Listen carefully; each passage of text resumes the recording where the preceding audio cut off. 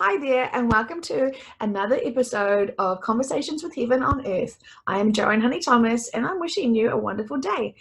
Once again, we've got the beautiful Melissa Mills with us, and this is going to be epic.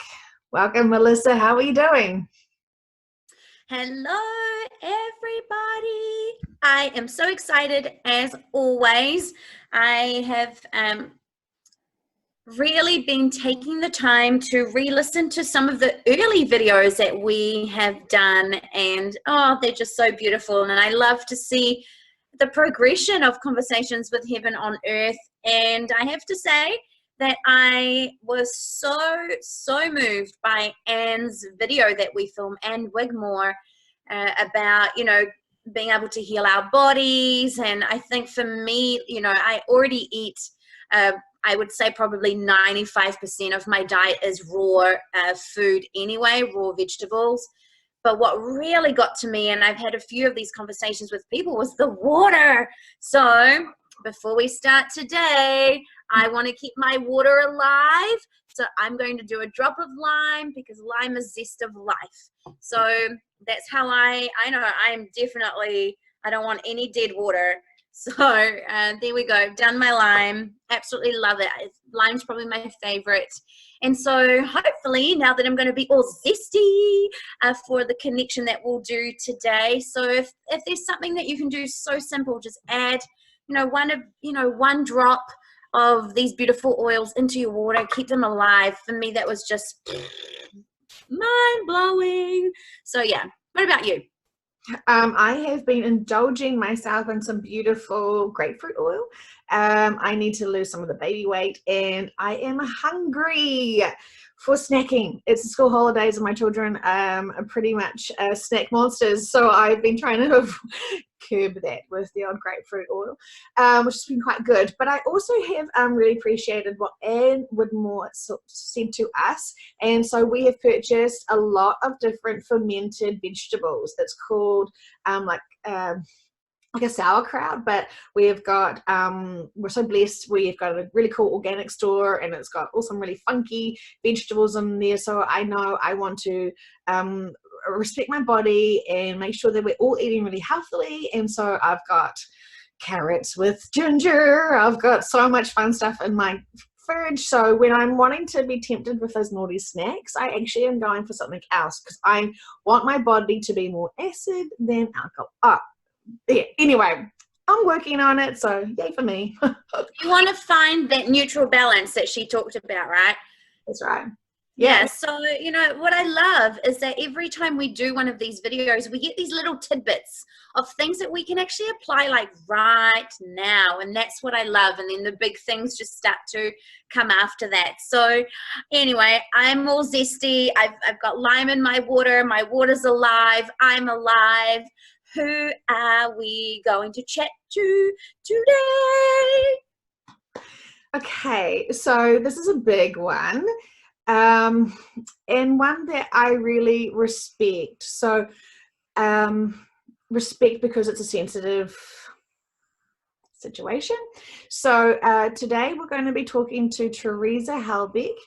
I actually want to make sure that I've pronounced her name right, because yes. And she is unfortunately a footnote in her own murder. There seems to be a lot. Yes, unfortunately. She is part of a Netflix season. I think there's a few series of them, and it's called How to Make a Murderer. And unfortunately, it doesn't seem to be talking much about her and her life.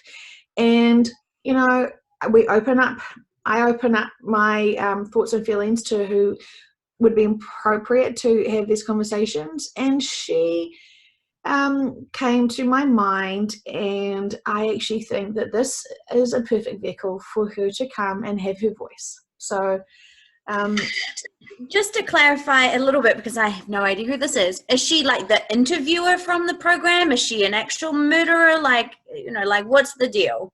Okay, so she was murdered. And but she's not a serial killer. No, she's not a murderer. No. She's the victim. She's the victim here, but because of all of the drama surrounding the case, she is not, she's not the focal point. I don't know of her as the focal point. I'm sure her family and all her friends and all of the community that are mourning her, she is the focal point. But for the rest of the world right now, we are watching the controversy of who possibly killed her, and it's all about the legal system more than actually Teresa.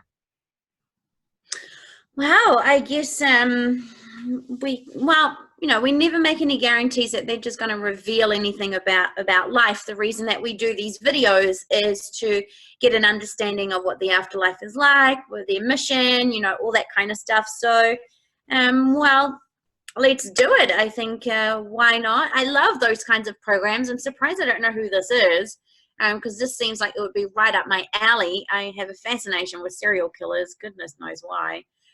But anyway, so I'm going to tune into her. What did you say her last name was again? Halbach? Sorry. It's Teresa, right? Sorry, it's I'm not pronouncing it properly. Sorry, it's Teresa, and then it's Halbach. I don't know.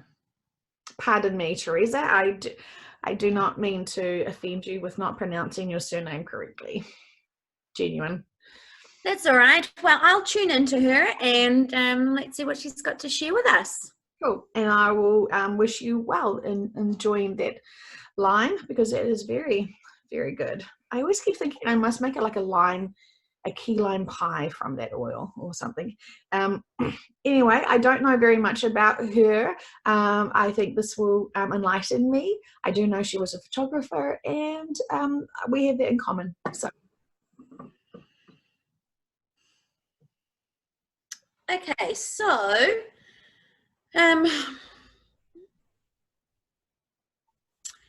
I do feel a little bit of a hesitance with her in terms of coming forward. So I'm just going to give her some encouragement and some words of, giving her that this is a safe space and this is a beautiful platform to chat to us with. And I very much get the feeling of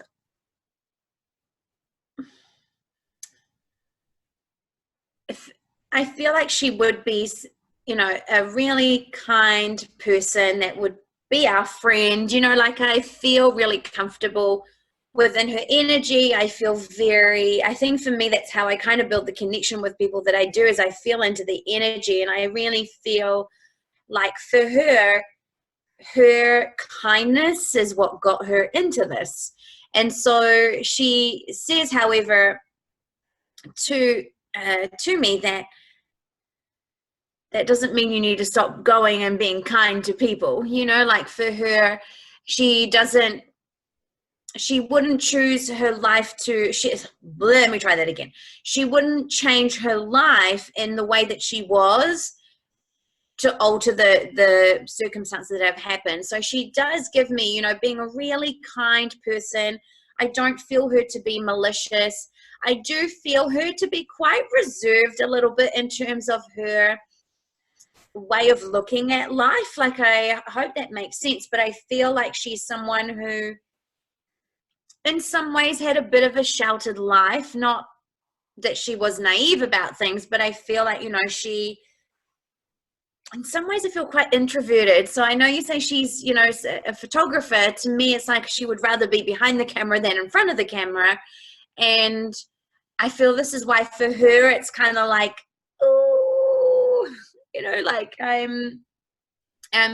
she does say to me that there have been many people that have tried to do this with her, in terms of, I feel there must be a TV program or somebody that actually has tried to do this with her. And she says that she kind of hopes that she can share more than just kind of what everybody wants to know. So I feel like for her, I just really want us to get an essence of her. And she's got the sweetest little smile, and I just feel like she's got cute little dimples when she smiles. She's just got such a really welcoming face. And like when people have these eyes, I feel I have quite expressive eyes. I feel oh, sorry, my foot slipped. I feel like she's got quite expressive eyes as well. And they say, eyes are the windows to the soul. And so I feel like for her, when, she's taking photograph, or when she's doing, going about her day, I feel like she captures the essence of people. And I feel that's really important for her. I feel here we go again, something really important is connection. And so yeah, I feel if you can kind of imagine her in your mind, for those of you who don't necessarily have a visual of her, is I